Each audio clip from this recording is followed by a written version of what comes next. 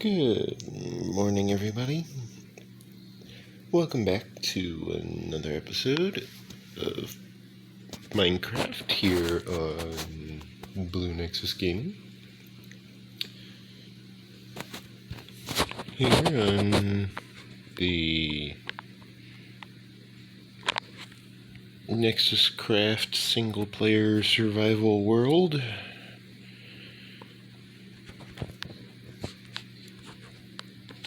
This episode is scheduled to go out at 3 in the morning. I don't even have enough time to record it. For some reason, YouTube decided that it wanted all of my videos to be uploaded at 720/48 for the visual aspect for the visual aspect settings, meaning 720 pixels at 48 frames per second. Thing is, I don't record at 720/48. I don't play back at 720/48. I play back at 720/60. 60 frames per second. That's just the way it works. Okay, this has a lot more kelp than last time, which is great. And this has a lot more pumpkins, as well as some torches that I had kind of forgotten that I had. Let me go ahead and enable that. That way that starts smelting up. I'm going to need to carve these a little bit at a time, aren't I? Am I? Okay, well, for starters, let's start with just a few of them.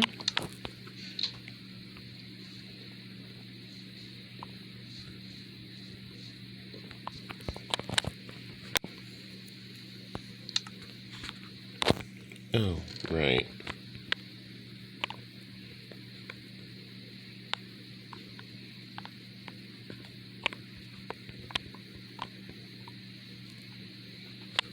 I had forgotten about that.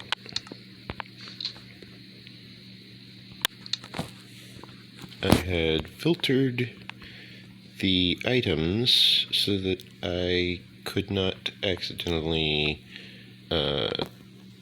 auto-smelt lots and lots of things all at once. However, that kind of backfires when you're trying to smelt up a bunch of kelp.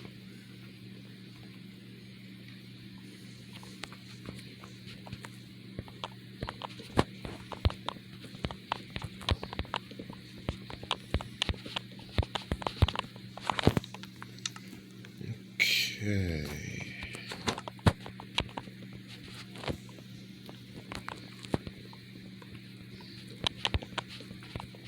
Now we can go through all of the pumpkins here as we start making use of the vast quantities of pumpkins which we have.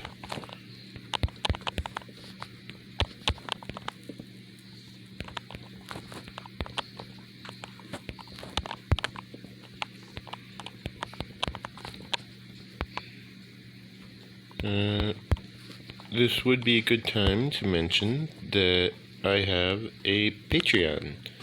Therefore, if you wish to donate money, you are more than welcome to give me money.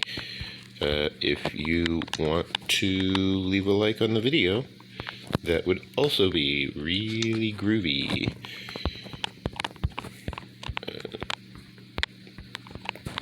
The various issues with my YouTube uploading aside, I have managed to convert at least the latest 50 videos, I think, into appropriately titled NexusCraft episodes.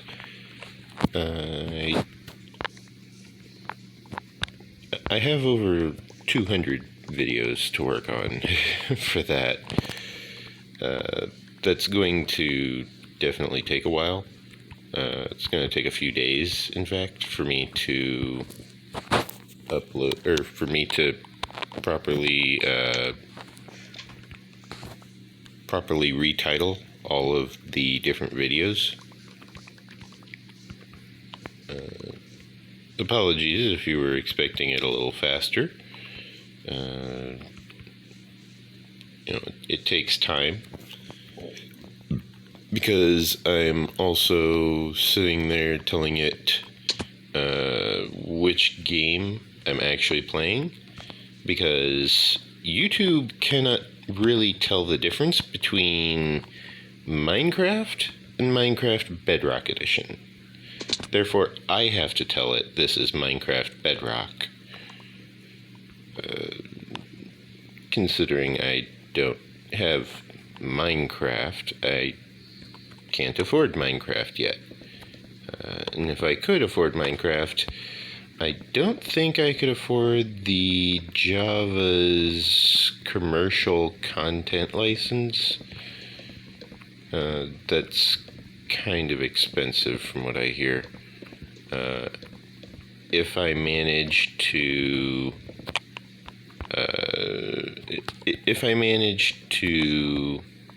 get enough money from the Patreon, I would definitely go for the commercial content license for Java in order to play modded Minecraft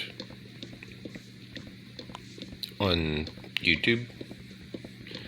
Because that's one thing you can't do. That's why people don't make mini Minecraft videos for Java Edition anymore, is because in order for you to monetize it, you have to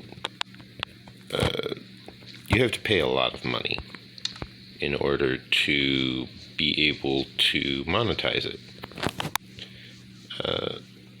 Actually, I think if you even just use it in any social media, basically you can't use it for anything that you might profit from. Otherwise, they can sue you for a lot of money. Like a lot of money. There's this thing called 10 times damages. If you're not familiar with the term, don't worry. For the longest time, I wasn't familiar with that term. However, my uncle, the criminal defense lawyer, managed to explain it to me in very simple terms that definitely had a lasting impact on how I understood basically the majority of that type of situation to unfold.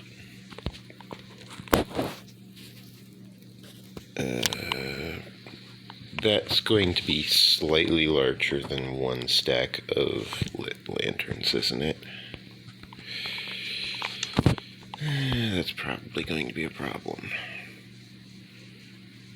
I'm going to harvest these over here, where I am aware that these will not have any issues with chunk borders. Not that I actually need to worry about chunk borders when carving pumpkins.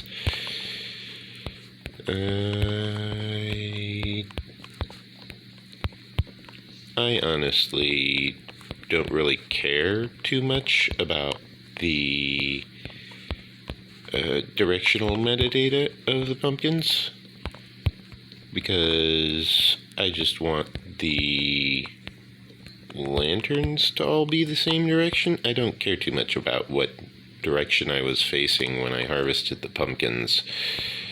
I think that's only really a issue if you're collecting them in creative mode anyways, because if I'm not mistaken, when you harvest the pumpkin with an axe in survival, it will clear the directional metadata in order to allow the item to stack.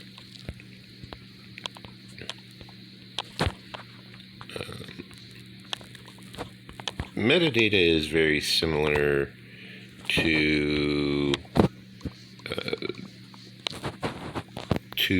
what was it? It was metadata is very similar to context. Both are very important. Both are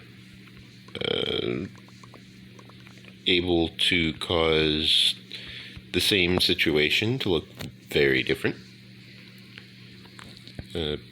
Both can cause a lot of frustration, both can cause a lot of confusion, and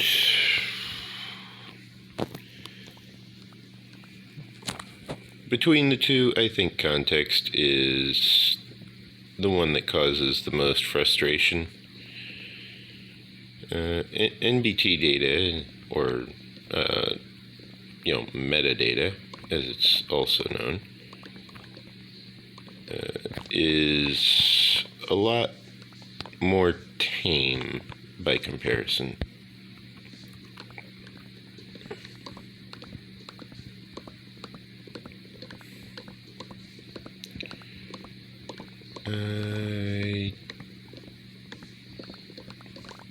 Oh, there are sounds, I just can't hear them. Oh, okay. I was like, I can't hear any of these blocks. It's like, oh no, there are sounds. I just can't hear any of them because they're so gosh darn quiet.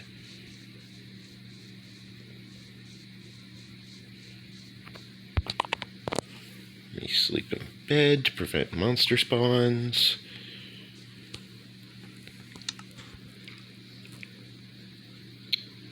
I need to do this.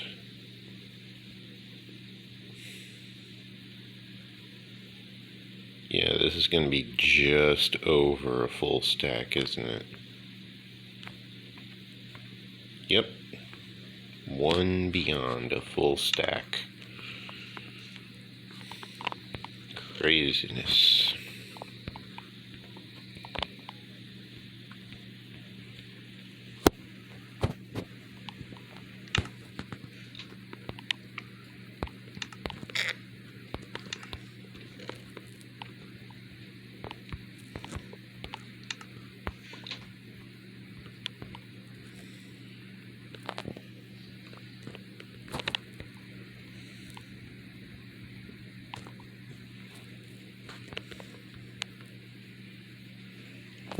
Craft a bunch of dried kelp blocks. Deposit said dried kelp blocks. Craft another dried kelp block just to get rid of the excess. Deposit that one. If you're not familiar with the mathematics behind a block of dried kelp, or a dried kelp block as it's also known, the math behind it is the kelp is able to smelt 20 blocks. The dried kelp blocks are able to smelt 20 blocks. The kelp takes 1 block of energy to smelt down. Therefore, it is very easy. Oh, we just saw these harvest. We get to see the stairs that I made use of over here in action. Hey, you're not supposed to be dangling out the back like that.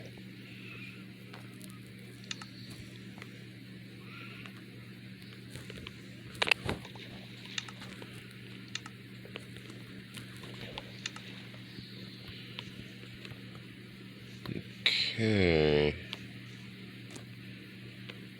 We managed to salvage that. Not too much of an issue. In the process, we seem to be getting some kelp from up above. Now, speaking of up above, we can make a use of these overflows. These overflow storage chests. This being the most overflowed, for obvious connected reasons here. I planned to utilize this better. However, the fact that there is a chunk border right here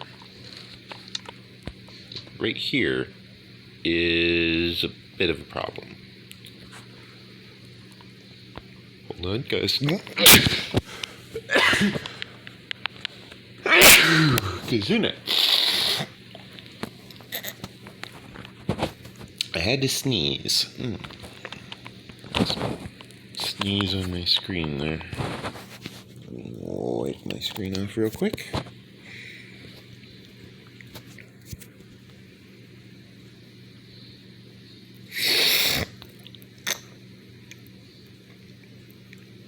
Okay. As you can see, I have cleared out quite a large section of this mountaintop over here. I suppose I should install any lanterns that need to be placed.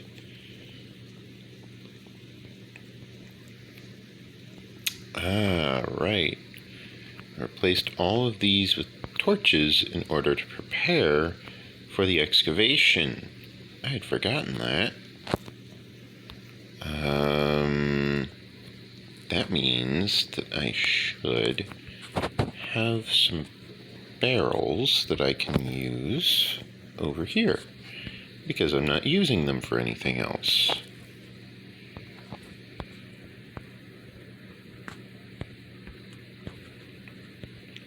This will, at the very least, give me some form of temporary storage. Let me re-equip the map so you can tell where I am on the map. This will give me some form of temporary storage that allows me to make use of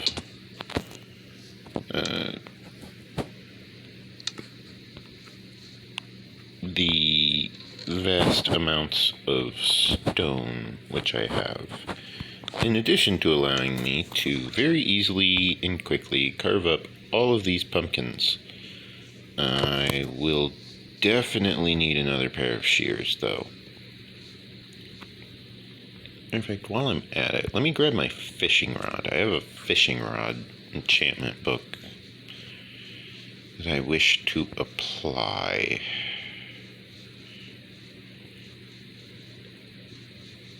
To said fishing rod. It's not mending, but you know, it'll work.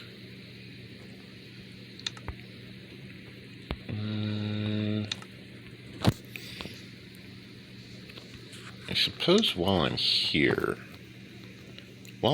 I am here, I really should go ahead with harvesting all of these crops. I'm going to grab the efficiency 2 golden tool that I use for this.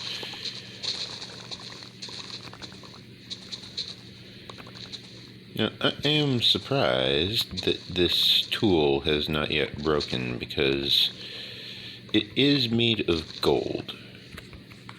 You know, gold tools aren't exactly known for their durability. However, it seems that you really only use the durability on this type of tool when you actually till the soil. Therefore, this could last for quite a while. as the frequency of trampled crops with me is decently low.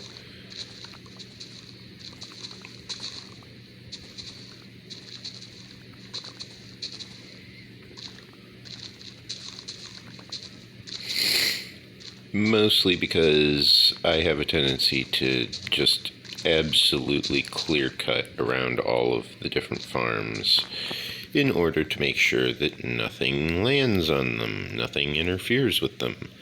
If they're going to operate, I want them to operate properly. I want them to operate, one way, and I don't really want that way to be very disorienting.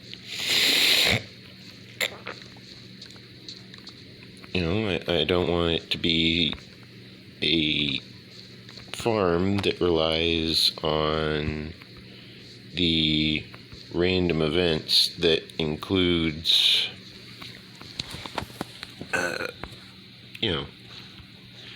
needing to deal with the whole, with the whole navigation of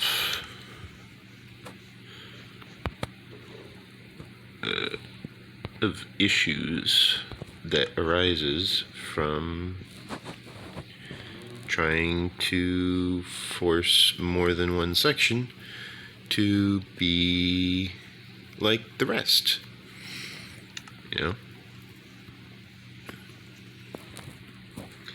If my farm is going to do well, it's going to do well because I'm doing well. I don't know what I'm talking about by this point. I'm just trying to farm, trying to plant in all of these seeds. I vaguely remember that the sound for planting was causing issues in the past because it was making it so you couldn't actually hear me, which is kind of a problem when I'm recording YouTube videos.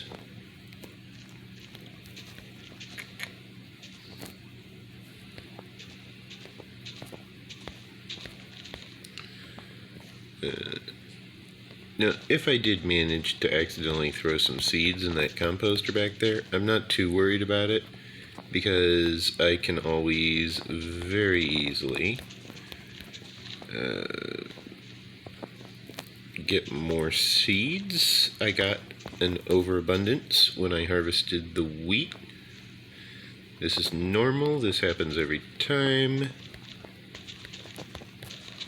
It is an intended byproduct. It allows me to generate bone meal as a side effect of running the farm. This was useful even before I had the blocks of moss.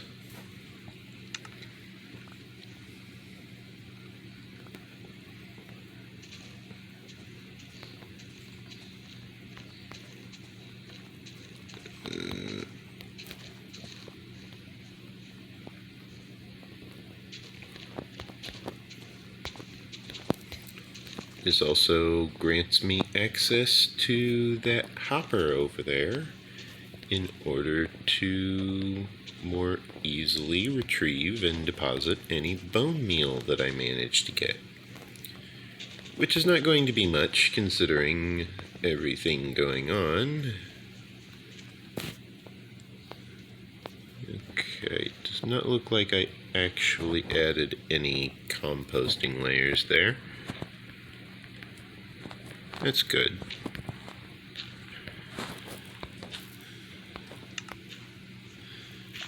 Yeah, as you can see, the composter slowly fills up. And then once it does fill up, it generates one bone meal, which gets pulled out by the hopper down below. I don't really have anything else going on with this farm. It's just kind of passively running.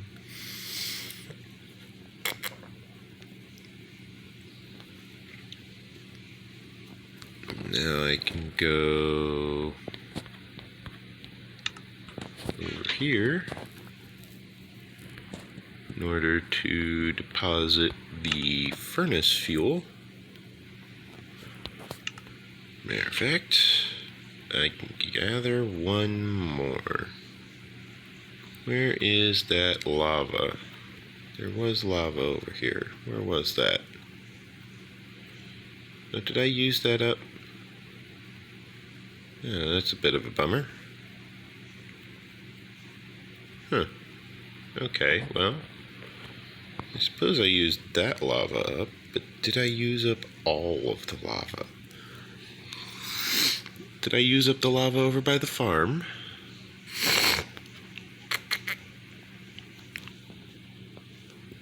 I did not. Well then, looks like I've got some more lava. More lava means more items to get smelted.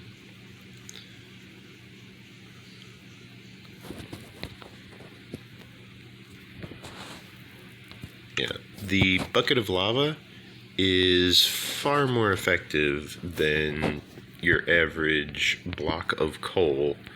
A bucket of lava is able to smelt 100 items.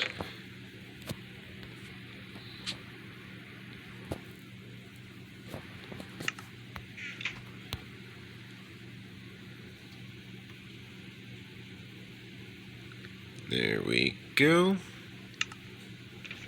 Craft all of those up.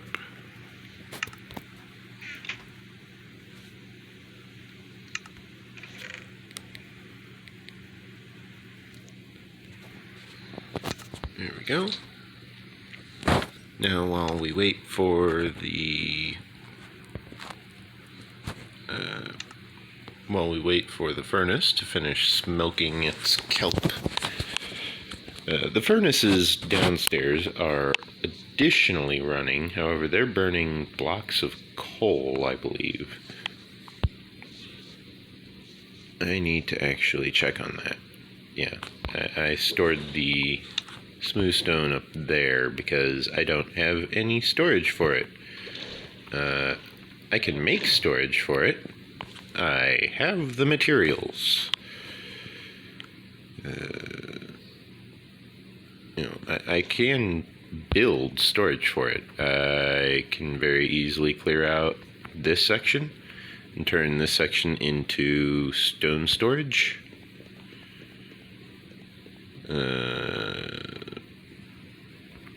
I might do that.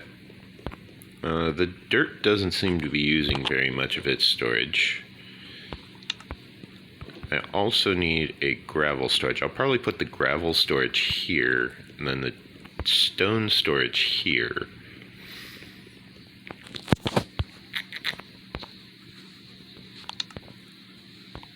Ah, right. Okay. I forgot about that.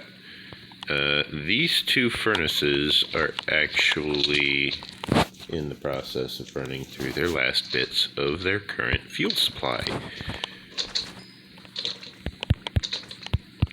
Therefore, in order for me to go about restocking their fuel, I need to put more coal into the chamber.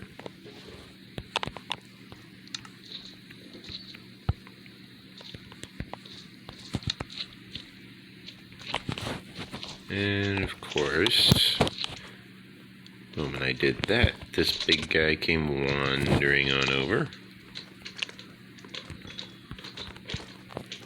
Like the curious little lemming it is. I mean, it's actually a slime, but they might as well be lemmings by this point, because I'm just kind of slaughtering them. You know, they come running up to me, and it's like, I'm going to kill you, and then I kill them. And it's like, well, I guess they weren't going to kill me. I guess they were wrong.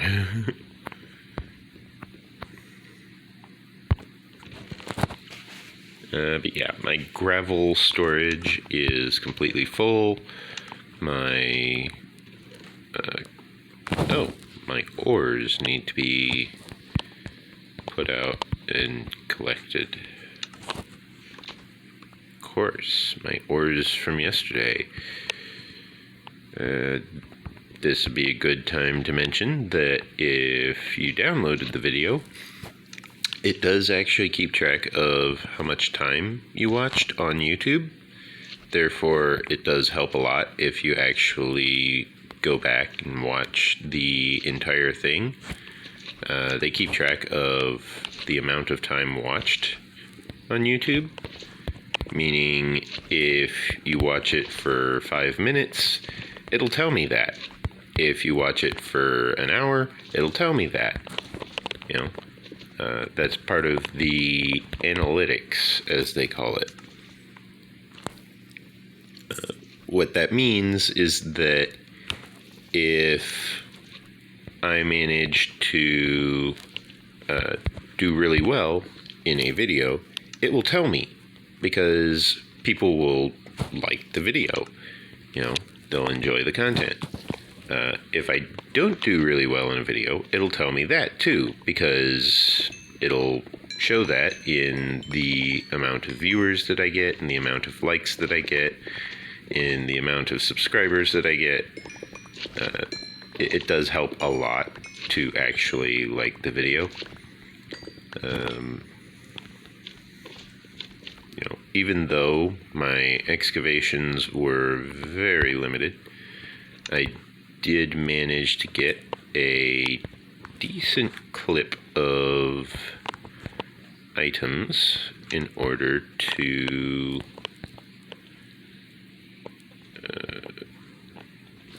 hold on.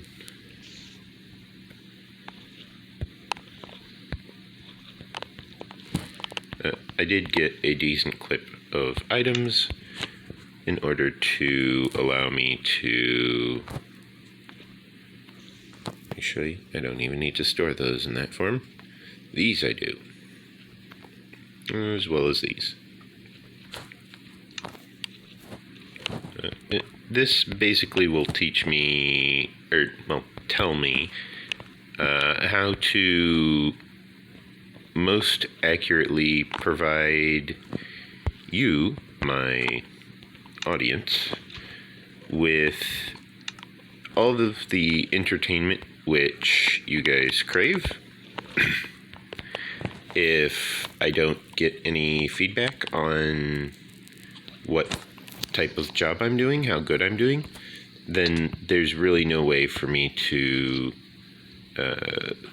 keep track of that. The only real options are either you guys tell me I'm doing good, and then, you know, I know I'm doing good through that, or alternatively, I can just pretend that I know what I'm doing, and I can do well through that. You know, both options are decently viable. However, only one of those options is sustainable, and that specific option would be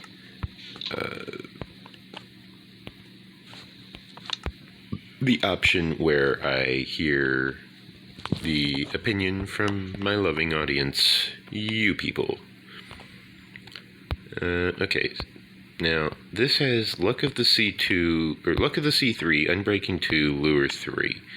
This is going to be a very good fishing rod that additionally also broke the anvil. Oh my, I need a new anvil. Let's make a new anvil. Get some iron ingots. Make anvil. There we go. This is a very nice anvil. I like this anvil a lot.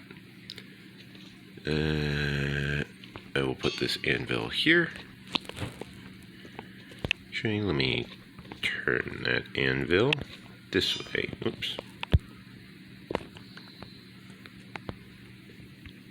This way? Yeah.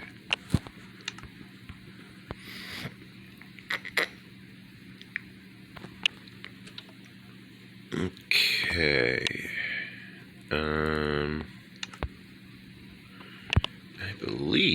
I have enough string for this, I'm going to create a new fishing rod in order to enchant it with a better enchantment. Looks like I can get lure 2 on it. Shouldn't you have fuel? Where's your fuel? Oh, there's your fuel. I had accidentally locked it out of getting more fuel.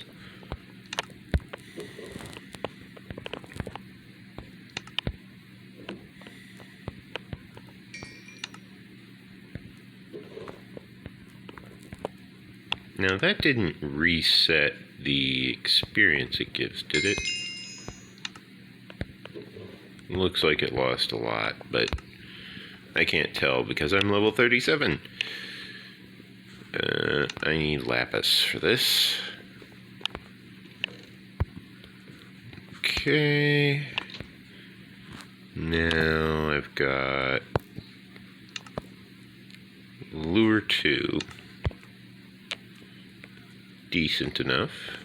However, I want to see if I can get something better than lure 2. Therefore, I shall try again. Luck of the Sea 2. Let's see what this gives me. Unbreaking 3. Okay, now that's better because that's going to actually upgrade this fishing rod. That costs 15, that costs 11. There we go. Luck of the Sea 3, Unbreaking 3, Lure 3. Perfect. I shall also grab some more experience levels from this. I shall deposit my iron as well as the lapis. Not usually a good idea to carry literally all of my iron on me. Okay, now I can return that to normal. Turn that to normal. Looks like the blast furnace finished. That's fine. Craft another. Oops. Did not want to craft wool. Well, that's unfortunate. Now I have wool to contend with. I think I know where to store it.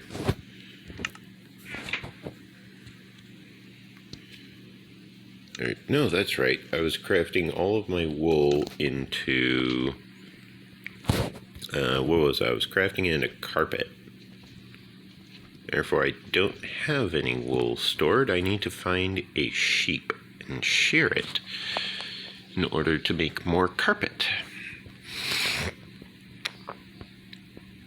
Because I was providing carpeting to my skeleton horse over here in order to protect the skeleton horse from rams spawning in here. Therefore, I need sheepies. Where are sheep? I do not see any sheep. I see a wandering trader's llama. No wandering trader attached to it, which means I need to go kill it, because otherwise it's just going to last forever.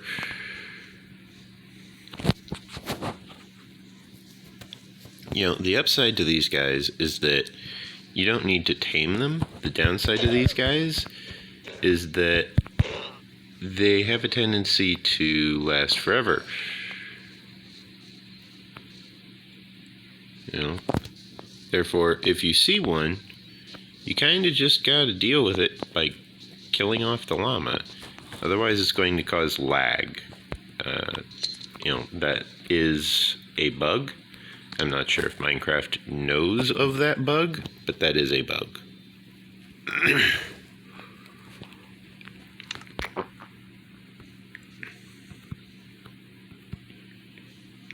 Now we get to see the majesty of the kelp farm from behind in the distance there.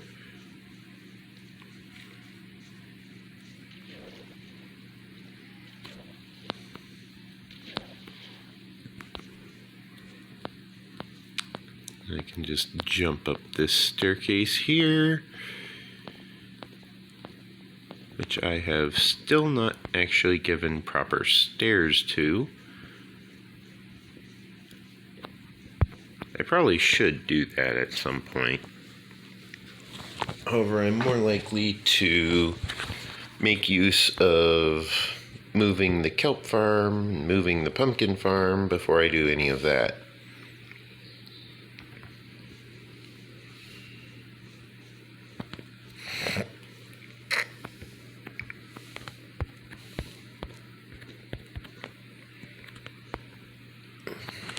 Pardon me for a moment. Sorry about that. I had to go use the bathroom. I had to go pee.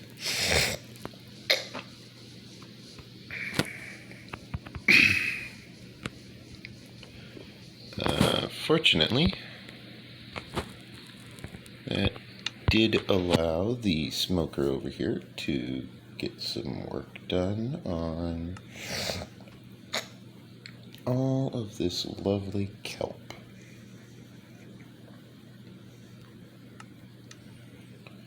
Meaning, I have the option of creating more fuel for this furnace. On top of that, I can wipe out this llama that has randomly spawned in.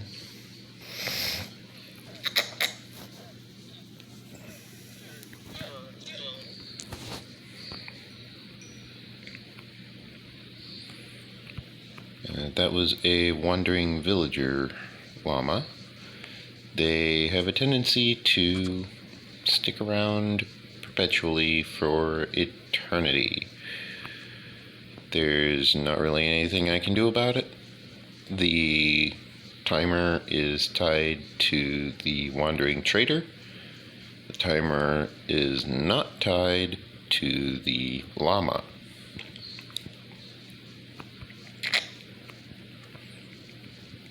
You know, looking back, I still might cut this cliff back. However, I probably will cut it back in a style which will allow me to more easily access everything. First, I'm going to move my entire farm into this chunk over here.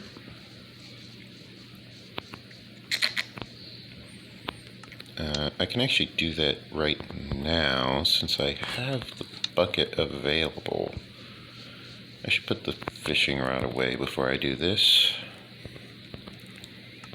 It is a very good fishing rod now.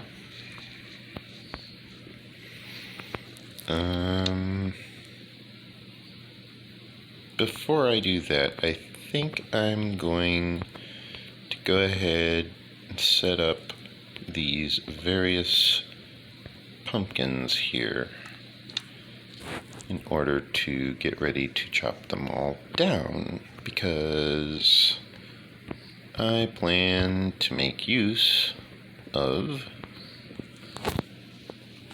having a lot of lanterns. Therefore, another one. Come on. You wandering trader llamas are everywhere, man. Somewhere out there is a massive collection of leads on the ground, just slowly despawning.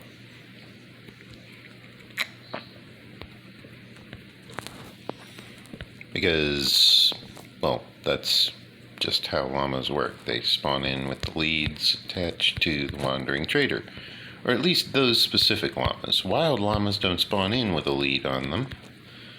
Or they still might drop leather if you go around killing them. But that's beside the point. That's not what we're here to discuss.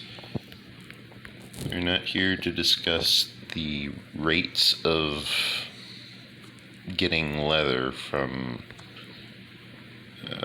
llamas. Llamas aren't exactly the best source of leather either.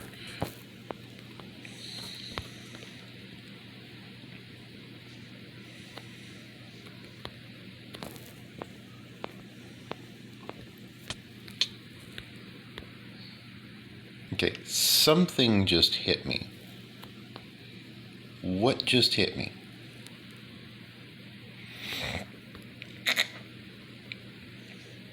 Like, I saw that quite clearly. Something hit me. Something spit at me or something. What just hurt me? Because whatever it was probably took a lot of damage just now and might have died, and then I'd need to collect its loot.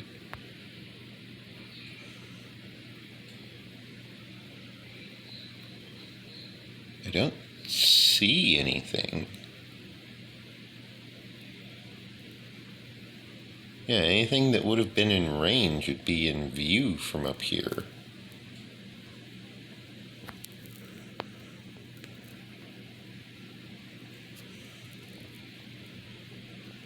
Unless it was in here?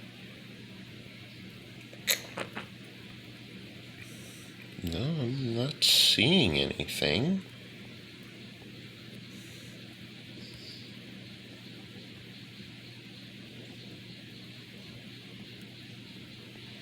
There's a chicken in the fence gate. That's about it.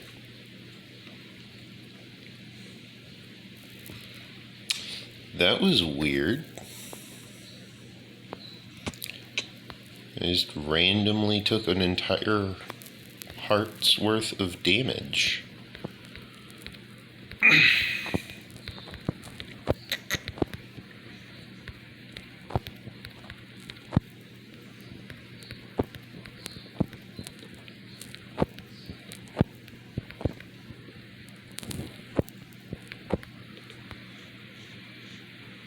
I was worried about whatever hit me, mostly because of the thorns on my armor.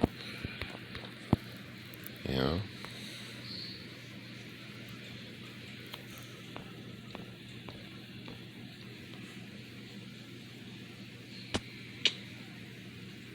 And then we go over here. I mean, some things aren't affected by thorns, like a cactus, for example.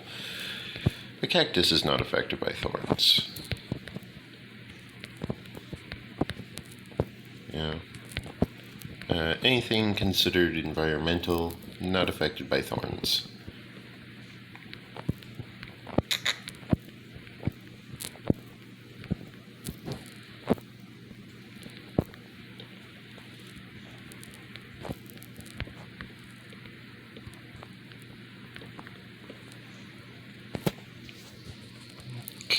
Okay.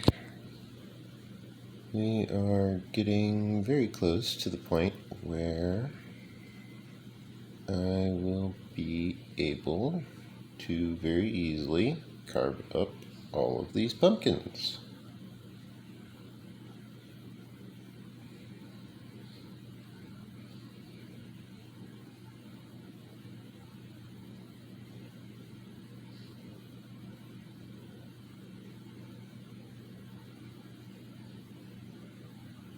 I should put that there.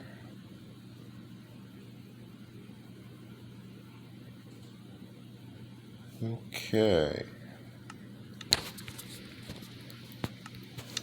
I'm going to actually carve these pumpkins now. That way I can just, A, go ahead and work my way through these shears that I'm holding.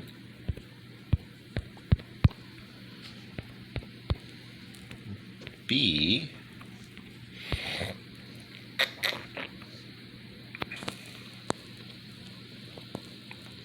oops. Yeah, see? I knew that was going to happen.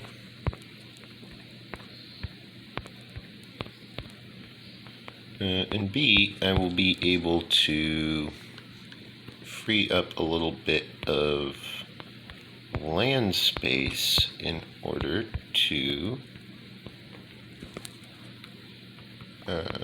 utilize the area more effectively. More specifically, I'll be able to lay down more lanterns. I don't want to go 5 tall, because if I go 5 tall, it will start creating areas in which monsters are able to spawn. Therefore, 5 tall is a bad idea. 4 is kind of pushing it, because I think I'm building over all of the lanterns, if I'm not mistaken. No, I'm building alongside all the lanterns. The lanterns are interwoven. Okay, that's a good idea, because that means that the lanterns are not covered up, which means the lanterns do not stop preventing spawning.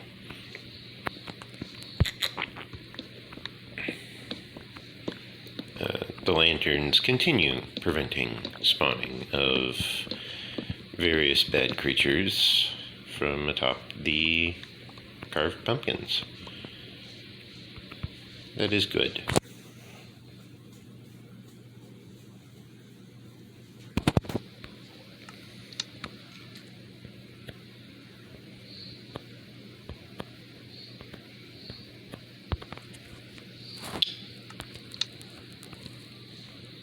Now I want to go carving through all of these pumpkins.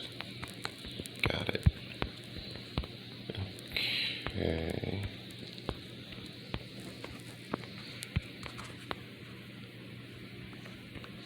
Fun fact, in the early days of Minecraft Bedrock Edition, the buttons were laid out on a diamond pattern. Therefore, this was on a diamond pattern, this was on a diamond pattern. As a matter of fact, when they made the diamond pattern for the jump button, they actually inverted the colors and shrank the button down. Because it used to be that the outer corners of this section were actually the outer corners of the diamond on that button.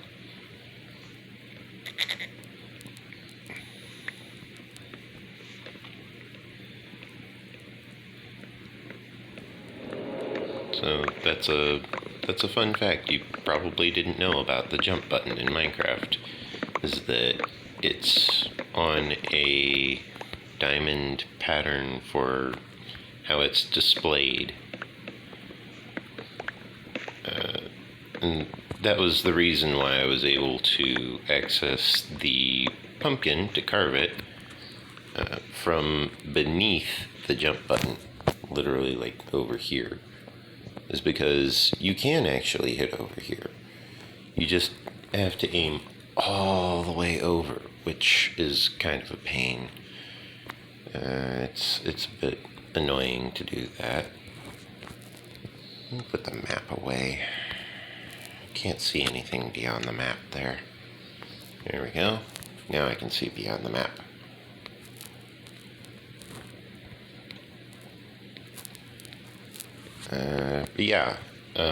Context is a lot like metadata, in that if you change the context of something, there is a good chance that the context will not allow you to utilize the item in the same way as it would be utilized in a different context. For example, if I harvest, if I give myself west-facing pumpkins, villagers aren't going to want west-facing pumpkins. The reason being that villagers actually specifically want the pumpkins that are dropped by harvesting pumpkins with an axe in survival. That is the specific type that villagers want. Therefore, if you're having problems with trading with your villagers, try just planting down the pumpkin and collecting it with an axe in survival. And that should actually fix any issues you're having with trading with pumpkins to various villagers.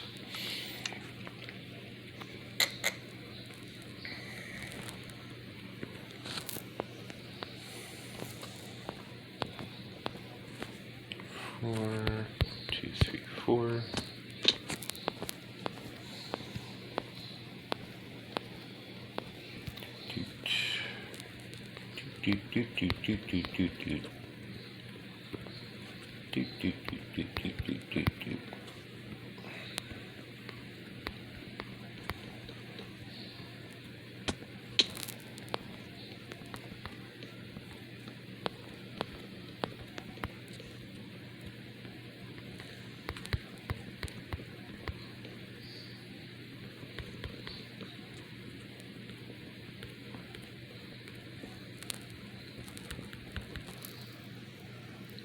Oops.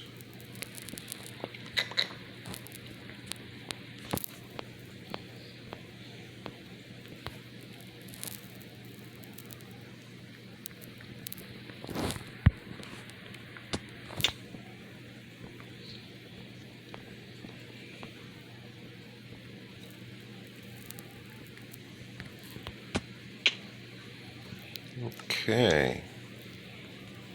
Now I can grab the shears. Looks like I actually had too many carved pumpkins reserved there. That's fine.